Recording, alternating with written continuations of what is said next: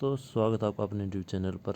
आज हम डिस्कस करेंगे CDS यानी कि कंबाइंड डिफेंस सर्विस। ये एग्ज़ाम कैसे होता है, क्या इंपॉर्टेंट डेट्स रहेंगी, क्या एलिजिबिलिटी क्राइटेरिया रहेगा, इसके वीडियो में हम फुल डिस्कस करने वाले हैं। आप देख सकते हैं एग्जामिनेशन नोटिस 4/2026 के तहत यह नोटिफिकेशन जारी किया गया है। और कंडक्टिंग बॉडी कौन है, इसका एग्ज़ाम कौन ले रहे हैं, UPSC। 10/12/2025 को आपका नोटिफिकेशन आया। ऑफिशियल वेबसाइट है https://upsc.gov.in। तो चलिए शुरू करते हैं। अगर आप हमारे चैनल पर नए हैं तो हमारे चैनल को सब्सक्राइब करना ना भूलें। इंपॉर्टेंट डेट्स की बात कर लेते हैं। नोटिफिकेशन डेट का आपको पहले बता चुके हैं, 10 दिसंबर 2025 है। आपकी जो एप्लीकेशन स्टार्ट होगी वो 10 दिसंबर 2025 स्टार्ट होगी। और last date of submission application 30 दिसंबर 2025 को शाम के 6 बजे तक आप अपनी एप्लीकेशन सबमिट कर सकते हैं। आपकी जो करेक्शन विंडो होगी ओपन होगी, एक ही बार होगी। अब उसमें केवल एक ही बार आप कोई भी, मान लीजिए आपने फॉर्म भरते हो कोई भी गलती की है तो उसमें करेक्शन सिर्फ एक ही बार कर सकते हो। उसके बाद कोई भी चेंजेस अलाउड नहीं होगा। अगर आपने फाइनल सबमिशन कर दिया, आपका एग्ज़ाम होगा 12 अप्रैल 2026 को। अपनी तैयारी अच्छे से रखिए। और एडमिट कार्ड कब रिलीज़ होंगे, admit card last working day यानी कि जिस महीने यानी अप्रैल के महीने में होगा तो मार्च में लास्ट वर्किंग डे या फिर उसके पहले वीक में ही जारी होंगे। वैकेंसी कैसी रहेंगी, IMA की यानी इंडियन मिलिट्री एकेडमी देहरादून के अंदर 100 वैकेंसी हैं। और INA Indian naval academy Ezhimala 26 vacancy हैं। AFA air force academy Hyderabad के अंदर 32। और OTA के अंदर ऑफिसर ट्रेनिंग एकेडमी चेन्नई के अंदर 275, सबसे ज़्यादा चेन्नई के अंदर है। OT women officer training academy Chennai के अंदर 18। वैकेंसी वही चेंज हो भी सकती है, बढ़ भी सकती हैं और कम भी हो सकती हैं। एलिजिबिलिटी क्राइटेरिया क्या रहेगा, IMA के अंदर unmarried males born not earlier than 2 January 2003 और नॉट लेटर देन 1 जनवरी 2008। यानी कि 2003 और 2008 के बीच जिनका जन्म हुआ है केवल वही एलिजिबल है IMA के अंदर। और INA के अंदर 2003 और 2008 सेम वही।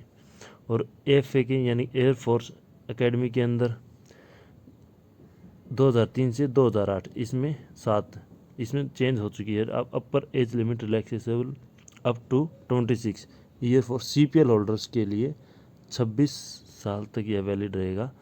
OTA मैन के लिए unmarried males born not earlier than 2 January 2002 यानी 2002 से पहले जन्म नहीं होना चाहिए और 2008 के बाद पैदा नहीं होना चाहिए। ऐसी सेम OTA वुमेंस के लिए है। एजुकेशन क्वालिफिकेशन क्या रहेगी, IMA और OTA के लिए रिकॉग्नाइज्ड यूनिवर्सिटी से डिग्री होल्डर। और INA के लिए degree in engineer for recognised university और इंस्टीट्यूशन। एयर फोर्स अकेडमी के लिए फिजिक्स और मैथ 12th लेवल पे फिजिक्स और मैथ होना चाहिए और बैचलर ऑफ इंजीनियरिंग या फिर बैचलर ऑफ इंजीनियरिंग होनी चाहिए। Final year students, candidates studying in final year semester can only apply provided they submit proof of passing degree examination of specific dates 1 January 2027 for IMA INA और 13 नवंबर 2026 for AFA। Application कैसे process रहेगा, क्या fees रहेगी, आप इनके official website पर जाके आप अप्लाई कर सकते हैं। 1 टाइम रजिस्ट्रेशन होगा। एप्लीकेशन फ़ीस यानी कि जो फॉर्म भरने की फ़ीस है वो 200 रुपये की फीस। एग्जाम SC/ST की कोई फ़ीस नहीं रहेगी।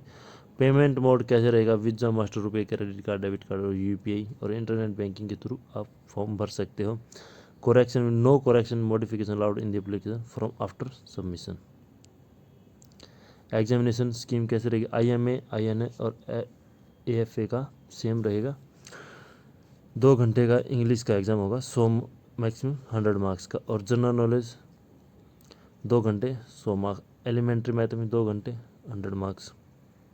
OTA के लिए इंग्लिश 2 घंटे 100 मार्क्स। GK 2 घंटे 100 मार्क्स।